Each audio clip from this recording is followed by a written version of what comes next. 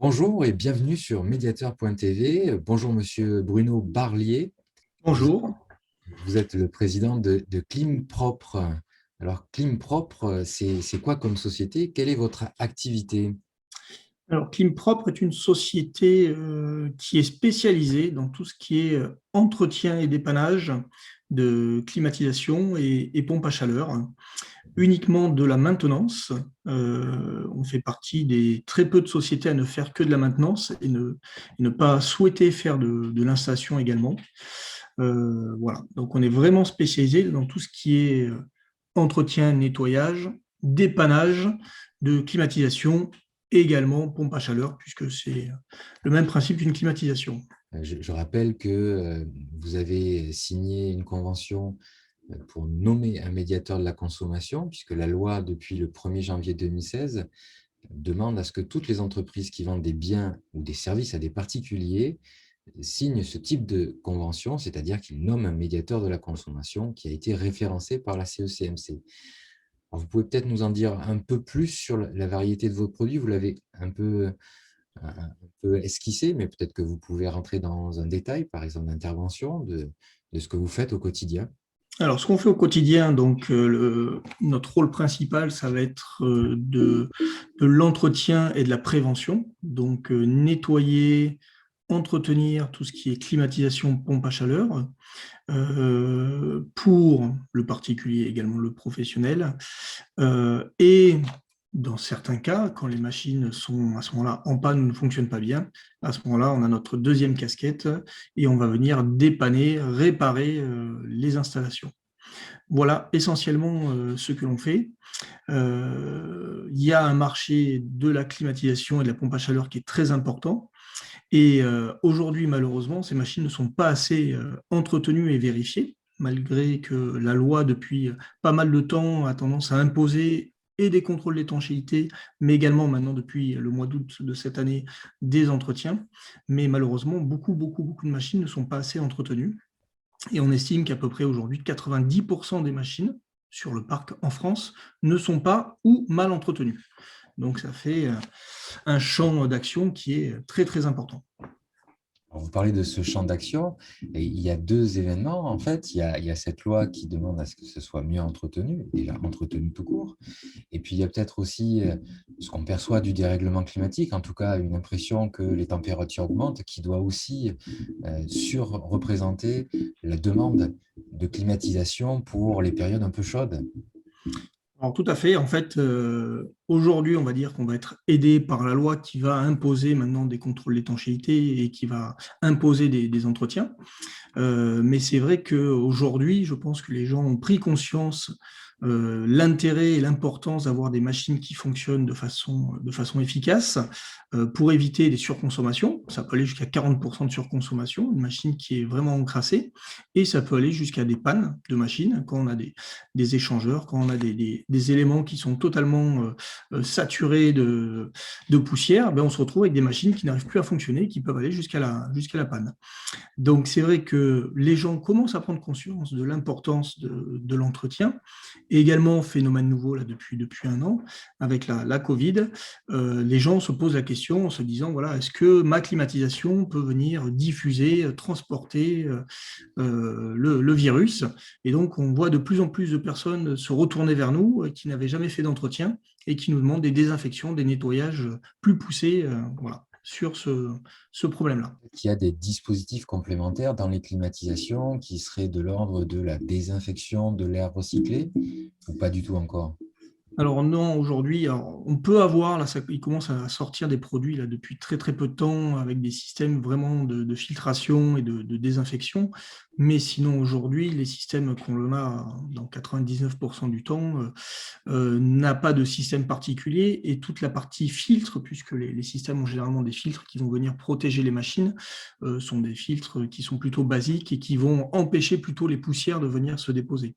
Donc aujourd'hui, il est très important de bien penser que les climatisations sont des nids à entre guillemets cochonneries et vont venir diffuser, alors on ne parle pas que de la Covid, mais vont venir diffuser des bactéries, des virus, des microbes. On peut avoir des développements de champignons également dessus. Donc il y a vraiment un gros intérêt, c'est vraiment très important de venir nettoyer au maximum ces climatisations et les désinfecter. Vous parliez un petit peu de votre clientèle tout à l'heure. Vous pourriez peut-être nous dire, quel type de clientèle vous avez et les profils socio-économiques, s'il y en a qui ressortent, de vos listes de clients? Alors au niveau des clients, on travaille à deux niveaux différents. On travaille avec le particulier et on travaille également aussi avec le professionnel. Aujourd'hui, notre société est créée depuis 2014, donc on va attaquer la 8e année d'exercice. Aujourd'hui, on a à peu près 1100 clients, dont à peu près 60% de particuliers et 40% de professionnels. On va avoir, alors que ce soit pour les particuliers, on va avoir tout type, on va avoir forcément des propriétaires, mais également on va avoir des locataires qui ont besoin de fournir une attestation auprès de leur agence immobilière ou de leur propriétaire, de fournir un justificatif comme quoi l'entretien était réalisé. Et au niveau des professionnels, on travaille avec différents types de professionnels. Ça va être des professions libérales, on travaille avec des hôtels, des restaurants, ça peut être des kinés, des médecins. Voilà. C'est quand même relativement large. Et souvent, on va rentrer par un biais, alors soit par une entreprise, soit par le particulier. Puis, on va essayer d'aller chercher également le côté ou professionnel si on est rentré du côté particulier, ou à l'inverse, le côté particulier si on est rentré chez le professionnel. Voilà à peu près la clientèle qu'on a. Alors ça implique que vous liez une relation de confiance finalement avec vos clients, qu'ils soient particuliers ou professionnels. Et pour les particuliers, en fait, vous entrez chez eux, donc dans leur intimité, heu, ce qui peut, hem, ce qui peut être problématique quand les personnes n'ont pas confiance. Donc j'imagine que vous avez aussi une espèce de travail sur la confiance et la confidentialité, bien sûr, de ce que vous voyez et de ce que vous entendez, avec vos clients particuliers. Tout à fait, c'est un élément qui est très, très important. La satisfaction et la confiance des clients, c'est aujourd'hui la bataille numéro une que l'on mène. C'est pour ça qu'à chaque fois qu'on fait une intervention chez un client et qu'on envoie la facture, derrière, on envoie un petit mail leur demandant de mettre une remarque ou sur Google ou sur d'autres sites pour venir expliquer et rappeler le sérieux de l'entreprise. C'est vraiment le point important. Aujourd'hui, par exemple, on a 132 ou 133 avis sur Google, avec 5 sur 5. Et sur ces 132 ou 135 avis, on a 2 4 sur 5 et tous les autres, c'est des 5 sur 5. Donc, ce qui fait qu'aujourd'hui, des clients qui ne sont pas encore clients, plutôt des prospects qui nous cherchent, une fois, comme beaucoup de monde aujourd'hui va aller vérifier, va aller regarder un peu sur Internet la fiabilité de l'entreprise, on se retrouve, nous, quasiment toutes les semaines, à avoir un, deux, voire trois nouveaux avis avec des notations et des commentaires qui sont plutôt élogieux, ce qui fait que le client, avant même de signer, est déjà rassuré par la prestation. Et puis après, voilà, le but, c'est d'être au service du client, d'être réactif en fonction des demandes pour faire un devis, pour caler une intervention, pour envoyer des factures, pour venir expliquer ou venir les aider, les assister ou par téléphone ou en se déplaçant. Donc voilà, c'est notre travail du quotidien. C'est vraiment la satisfaction des clients et la confiance qui aujourd'hui nous permet de travailler, de rentrer. Aujourd'hui, on rentre un à deux nouveaux clients par jour, quasiment essentiellement avec du bouche-oreille ou des personnes qui sont allées sur Internet et qui ont vu les avis et qui ont confiance en notre société. Et après, ce que l'on fait, une fois par an au mois de septembre, on fait un questionnaire que l'on envoie à tous nos clients pour juger la prestation. Alors, la prestation, ce n'est pas seulement le travail qu'on réalise chez le client, mais c'est du contact téléphonique, du premier contact, jusqu'à la fin de l'intervention, le nettoyage qui est derrière, la facturation, les rapports d'intervention, et avoir et balayer de façon large tous les domaines sur lesquels on est en contact avec le client pour être sûr que toute notre chaîne que l'on a mise en œuvre est bonne et que le client soit satisfait. Ça, on en vient à parler donc de notre dernière partie, c'est les contentieux que vous avez peut-être rencontrés alors dans le cadre professionnel ou dans le cadre particulier et la possibilité peut-être d'avoir fait intervenir un professionnel pour sortir de ce contentieux ou de ce litige. Alors, aujourd'hui, on a de la chance, on va dire qu'on a très très peu de soucis à gérer. Et quand bien même il vient à y avoir un problème, parce qu'on n'est pas infaillible, que ce soit moi ou mes techniciens, à un moment donné, on peut se retrouver à casser une pièce ou à avoir une prestation qui est peut-être de moins bonne qualité, ou en manipulant quelque chose, on peut casser un élément. On essaye, dans un premier temps, de trouver la solution et de trouver l'arrangement avec le client. Donc aujourd'hui, on n'a aucun dossier d'ouvert et on n'a pas eu besoin aujourd'hui de la médiation. On a eu un souci sur lequel on a fait jouer notre responsabilité civile. On a eu d'autres soucis sur lesquels on a pu trouver un arrangement avec le client, une réparation, un changement de clim. Donc on a pris nos responsabilités et même si ça nous a entre guillemets coûté, l'essentiel c'est qu'on trouve une solution auprès de notre client et que, in fine, il soit satisfait. Donc voilà, aujourd'hui on n'a pas eu besoin de la médiation. On a eu et on est en cours sur un souci et là on a fait jouer notre assurance parce que les montants étaient un peu plus importants. Donc, en lien avec et notre assureur et le client, on a décidé d'ouvrir et d'utiliser notre responsabilité civile pour assumer notre part de responsabilité. Mais c'est vrai qu'on a un gros travail, alors c'est quand même très très rare parce qu'aujourd'hui j'ai 4 techniciens, donc on travaille en moyenne sur 3 à 4 clients par jour par technicien, donc ça fait une bonne quinzaine de clients différents chaque journée. Donc, ramené à l'année, ça fait quand même une grosse quantité de clients chez lesquels on intervient. Donc, il y a des possibilités, à un moment donné, qu'il y ait des soucis. Mais vraiment, on essaye de privilégier au maximum de trouver des solutions, trouver des solutions amiables avec le client. Alors, on n'est jamais à l'abri de faire tomber le petit bibelot qui était sur le bord de la table et qu'on n'avait pas vu. Ça peut arriver. Et pour le reste, eh bien, vous l'avez dit très clairement, hein, s'il y a un problème technique, eh bien, il y a la prise en compte du professionnel qui fait son travail. Et pour l'instant, donc, tout va bien du côté des litiges éventuels. Ils sont bien pris en charge. Alors, je rappelle, Bruno Barlier, que vous êtes le président de Clim Propre. La seule chose dont on n'a pas parlé, c'est votre secteur d'intervention. Alors, notre secteur d'intervention, il est quand même relativement large.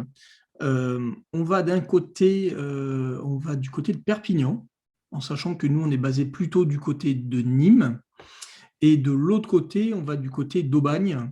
Donc, on a un secteur qui est relativement large. Alors, on ne souhaite pas forcément aller le plus loin possible, mais c'est que des fois, on a des clients ou des entreprises qui ont des entités qui sont après un peu plus loin et que d'autres magasins. On fait au maximum pour nos clients et puis le but, c'est pas de laisser un client qui est sur Nîmes avec un magasin qui est sur Perpignan lui dire bon, ben, nous, ça ne nous intéresse pas. Donc, on fait l'effort d'aller relativement loin. Surtout qu'on est en train de travailler à se développer sous forme de franchise. Un gros projet, c'est quelque chose qui va nous prendre les 4-5 prochaines années en termes d'investissement et de temps. Et le but à terme, c'est de développer notre façon de travailler, notre concept avec les outils qu'on a développés, avec une application dédiée qui va sortir d'ici un mois.